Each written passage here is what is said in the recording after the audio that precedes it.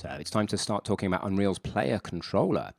In this video, we'll talk about the fact we've used, well, I'm talking about it now, the fact we've used getOwner to search bottom up. Basically, we've gone from a component to the door, for example. The open door has gone up and looked above it and said, well, I'm part of a door.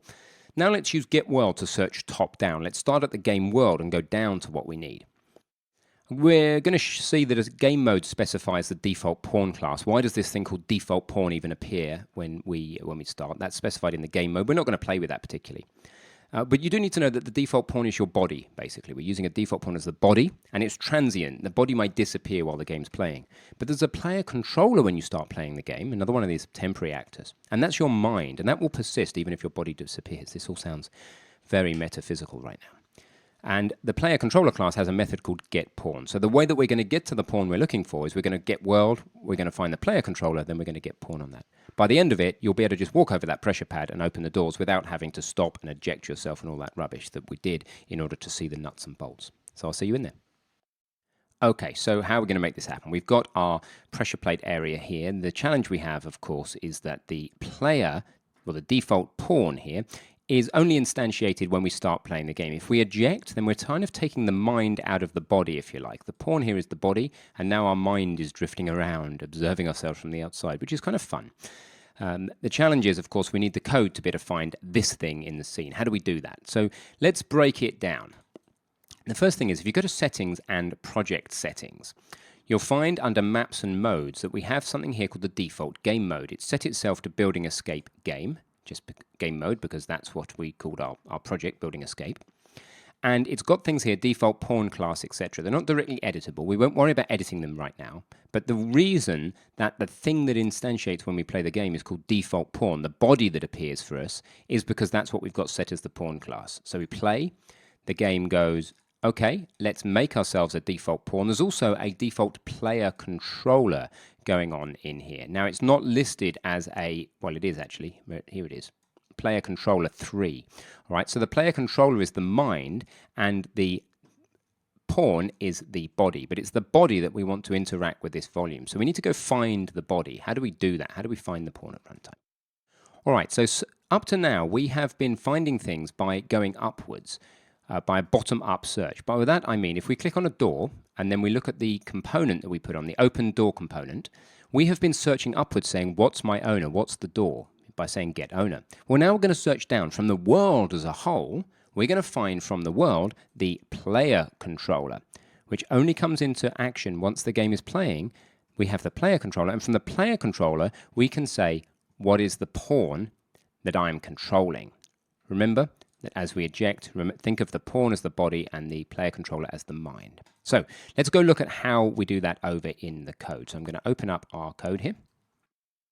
And it's a relatively simple job we've got here, actually, in a way. The difficulty is knowing what you would type. How would you know what to do? So let's recap what OpenDoor is doing.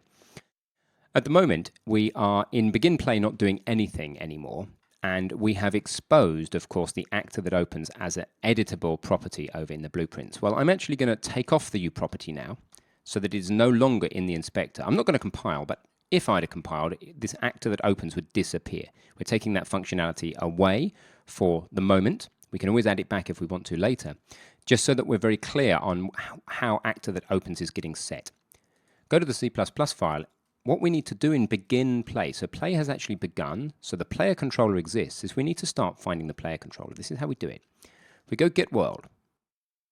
It's a method, and we need the arrow operator. You'll see why in a second. Let's just let the Visual Studio catch up with itself here.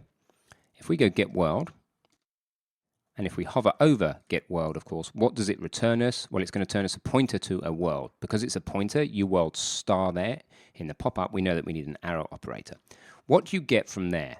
Well, you could start looking for pawn, or you could start looking for get pawn, for example. You won't find it. Okay, you're going to get the number of pawns and some pawn iterator, but what you can get from directly from the world is you can get the player controller, specifically the first player controller. Look what it returns. It returns a player controller, or pointer to one. And it returns the first player controller, or null if there isn't one. Well, there will be a player controller. That automatically comes into your game. The player controller is the link between the pawn and the intentions of the person, of the gamer using the machine. It's the mind, if you like. So we are going to get the first player controller that exists, in this case the only player controller, and from there we can directly get the path.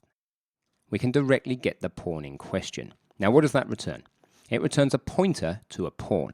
Is that okay? Is it okay to try and store a pointer to a pawn in actor that opens, which is a pointer to an actor? Well, it is, because pawn inherits from actor. A pawn is a, remember we talked about is a and has a relationships? A pawn is a actor. If we go over to Unreal, we have a look at Window, Developer Tools, Class Viewer, and we remind ourselves that we go from actor down into pawn. So a pawn is a actor. Because a pawn is a actor, it's perfectly valid here to send a pawn, which is the result of this long statement here, into an actor. Okay, so that should find the actor that opens for us. Let's try it. Let's build the game and see how we do. What do we do while it compiles? We go skibbity-beep-biddy, skibbity-beep-bidoo, or something. What I tend to do is look down the bottom right here and just see how the output's going and kind of cross my fingers that nothing's going to fail. So just before you hit play, I want to make you aware of something. If you've at some point selected that simulated button you can see there, you see to the right of play there's a little drop-down arrow. And then you've got a few different modes of play. We want to be in selected viewport mode, not in simulate mode. If you're in simulate mode, you won't actually possess the default pawn, and therefore what we're about to do won't work properly. So just be aware of which play mode you're in. If you've got a cog behind your play button, you need to just click the arrow to the right of it and then select there where I've done in yellow, selected viewport. Okay, so here we go. Let's play. Now, before I even test it, I'm going to eject immediately, take the mind out of the body. Let's have a look at the pawn. It's called default pawn 5. Now I'm going to look over at a door. I'm going to look at the open door, and of course I can no longer inspect it because I made the thing not visible. So let's just test, and then I might actually put a read-only inspectability back. Oh, it's opened that door.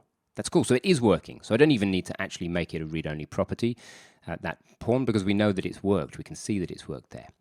But the other door doesn't work, and that's simply because it's not movable. If I make the door movable, it will work. Cool. So that's pretty good stuff, right? So what I want you to do now is to finish your pressure plates. You've got a whole process of pressure plates now. When you do adjust the size and position of your trigger volumes, link to the appropriate doors, ensure all doors are movable, and briefly test the gameplay. So go ahead, pause the video, and make use of this ability to use pressure plates right now. Welcome back. So thinking about the gameplay of my little bit of game here, I'm just going to let this evolve organically as we go. And I think I'm going to stick with what I've got here, actually, which is that I go over this pressure plate, the doors open, but when I try and get to them, they need to close. So one thing we're going to need to have is a delay. Okay, so it's all very well that they open. Escaping the room is rather too easy right now. So I think what we're going to deal with next is the ability to delay the closure of those doors and expose that delay to a designer so that a designer can say, you stand on the pressure plate, the doors open, but how quickly do they close? So we can end up in a really frustrating situation where they open, we think we're home free, but they close in our face.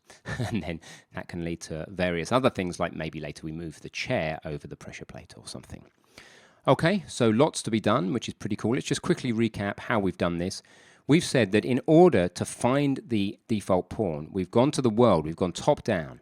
We've looked for the player controller that we know is there every time you play the game, and then we've gone and got the pawn from the first player controller that we find. Why would we ever have more than one? Well, it could be a multiplayer game. You may have, multiplayer game, basically. So that's all pretty cool. I'm just going to go over to my source control now and make a commit and maybe talk to you very briefly about an extra source control thing that we may not have covered. So I'm going to close both Unreal itself and the Visual Studio, making sure I save everything as I go. Look at my untitled changes. Now look, this .suo file is still here and it's kind of getting in the way and annoying me. Why is it here when I have already ignored it? You see, it's in my ignored.suo. The reason is once something is being tracked by source control, it will not go unless you remove it. Okay, so we need to actually stop tracking that. Very easy to do here in source tree. Right click and stop tracking will do the job. There is a way in the terminal for those terminal people as well. You could get rm star.suo, which is saying remove anything that is with the extension suo. It'll go through, find the suo, but tell me I need to use a force, so I could go up arrow to get that command back and go -F. And after all that, if we come back here and let it update, this suo is now being removed from source control as part of this commit, and these other files are being modified. So red means removed, This one, yellow, means modified, and then the green would mean a new file. So we haven't actually added anything. What we've done is made a couple of adjustments to the map. That is probably where we made those doors movable. And then we've added just the line that we talked about, and we've removed the ability to edit this thing in the details panel because we don't want to be confusing about who's in control of what actor can open the door. So that's it. Congratulations getting this far. We'll see you soon.